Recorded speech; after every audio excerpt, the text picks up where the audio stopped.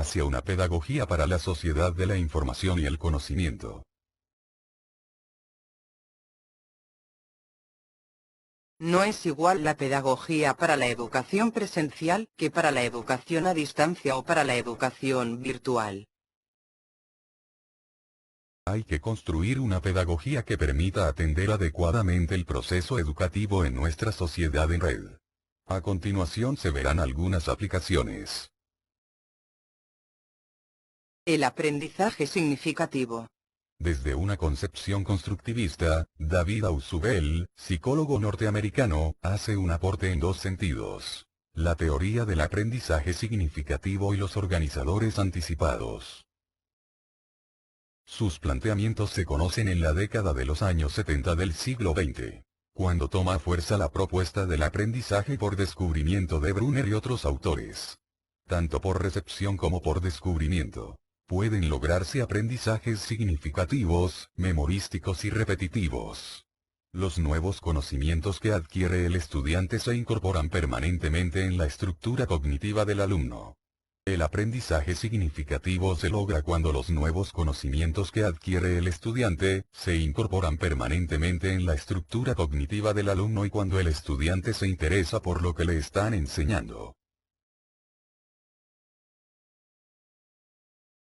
Esta propuesta plantea que el alumno va construyendo sus propios esquemas de conocimiento y logrando una mejor comprensión de los conceptos,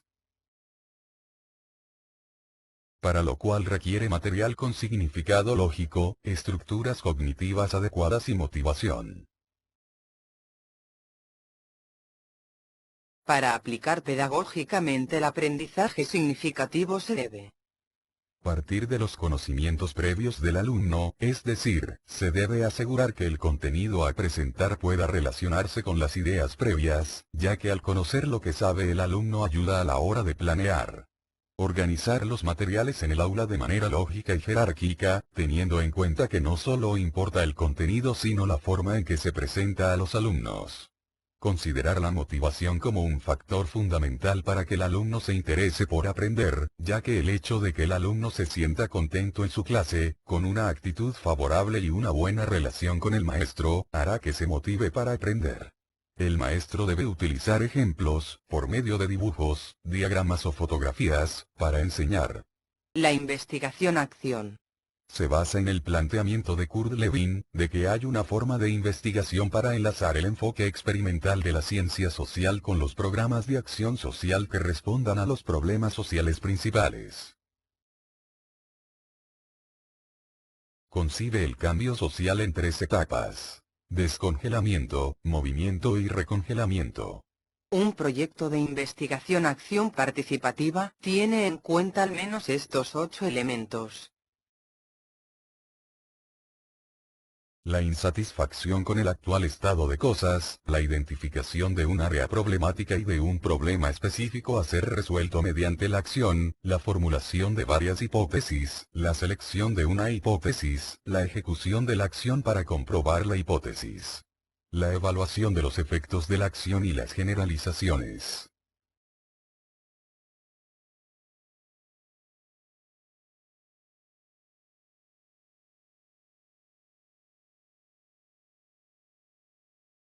El modelo pedagógico de la investigación-acción participativa fue desarrollado por Lawrence Stenhouse bajo las siguientes consideraciones.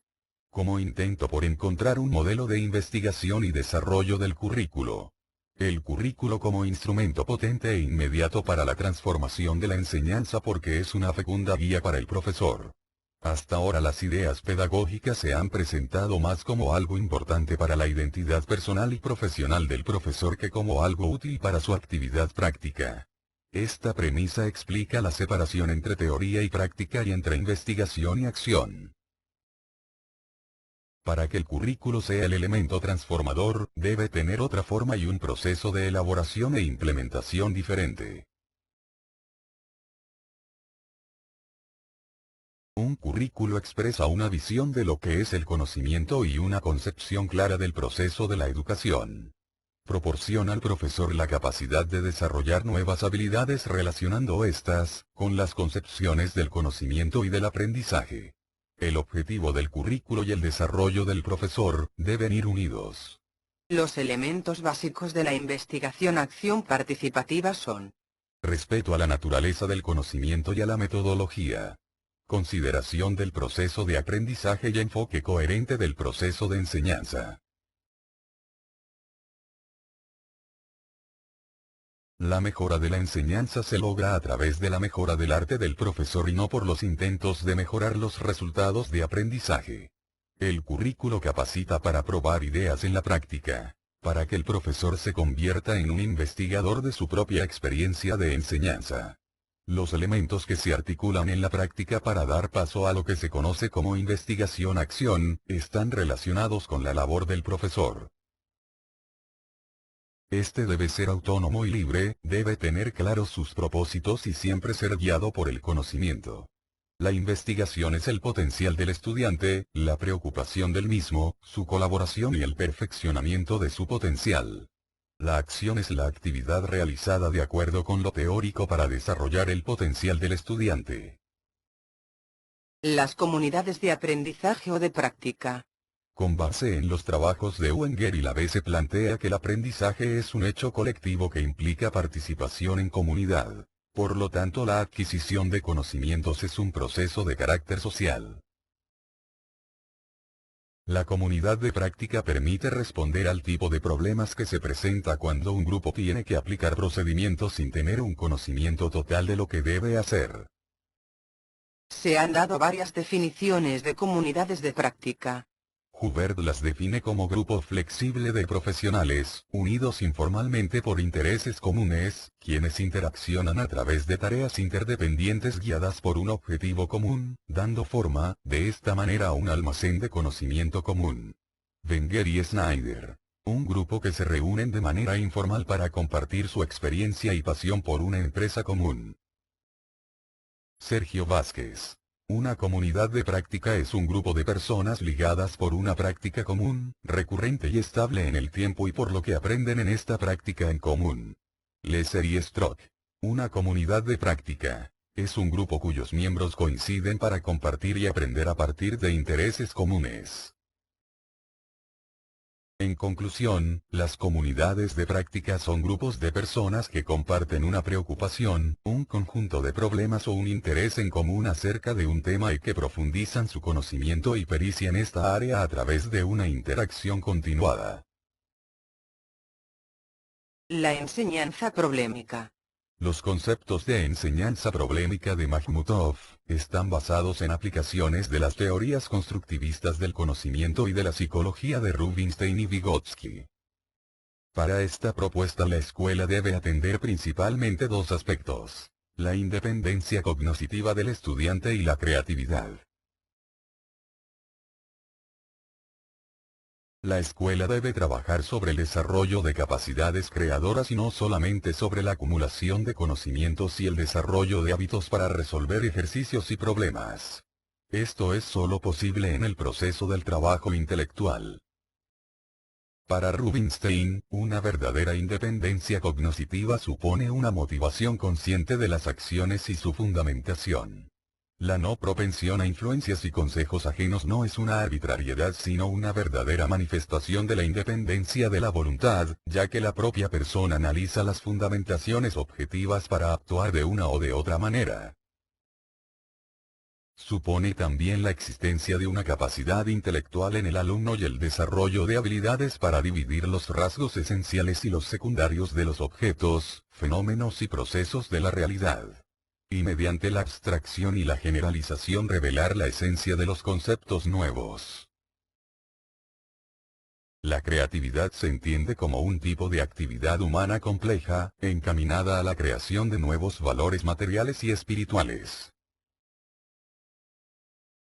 La idea central de la enseñanza problemática es que los conocimientos no se transmiten a los estudiantes, en una alta proporción, en una forma preparada, sino que ellos los adquieren durante el proceso de la actividad cognitiva independiente, en las condiciones de una situación problemática.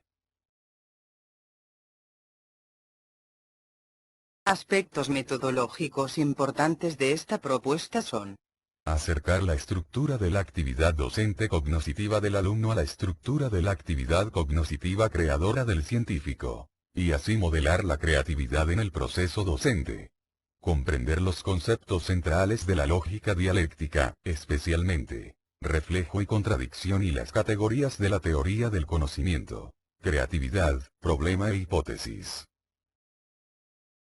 La interrelación dialéctica de reflejo-creatividad con la ley de unidad y lucha de contrarios da origen a la regularidad lógico-nociológica llamada problemicidad. Modificar el sistema de conceptos tradicionales para llegar a la teoría de la enseñanza problemática. Los procedimientos y métodos de la enseñanza problemática, que constituyen las categorías fundamentales de la didáctica, deben ser concebidos en función de la categoría del reflejo creador.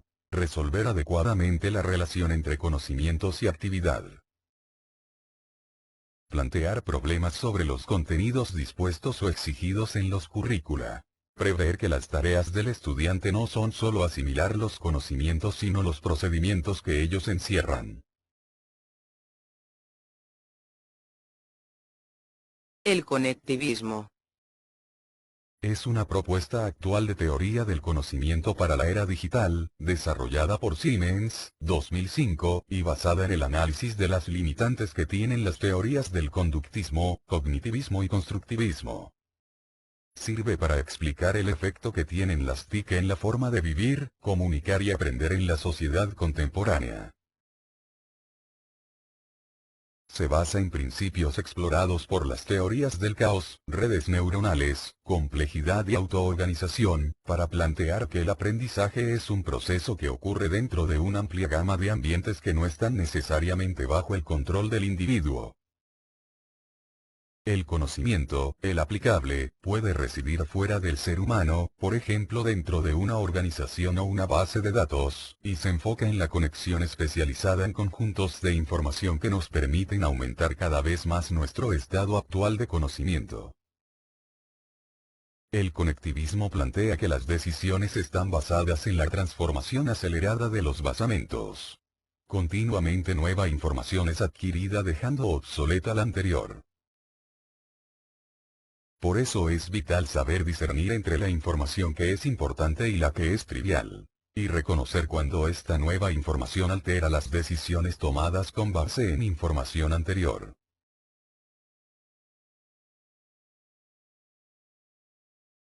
El conectivismo se inicia en el individuo el cual hace parte de un ciclo de desarrollo del conocimiento que involucra el trabajo en red. El conocimiento personal se hace de una red, que alimenta de información a organizaciones e instituciones, que a su vez retroalimentan información en la misma red, que finalmente termina proveyendo nuevo aprendizaje al individuo. Este ciclo permite a los aprendices mantenerse actualizados en el campo en el cual han formado conexiones. Son principios del conectivismo. El aprendizaje y el conocimiento yacen en la diversidad de opiniones. El aprendizaje es el proceso de conectar nodos o fuentes de información. No solo los humanos aprenden. El conocimiento puede residir fuera del ser humano. La capacidad de aumentar el conocimiento es más importante que lo que ya se sabe. Es necesario nutrir y mantener las conexiones para facilitar el aprendizaje continuo. Es primordial la habilidad para ver las conexiones entre campos, ideas y conceptos. La información actualizada y precisa es la intención de todas las actividades del proceso conectivista. La toma de decisiones es en sí misma un proceso de aprendizaje. Escoger qué aprender y el significado de la información entrante, debe ser visto a través de la lente de una realidad cambiante. Es posible que una respuesta actual a un problema esté errada el día de mañana bajo la nueva información que se recibe.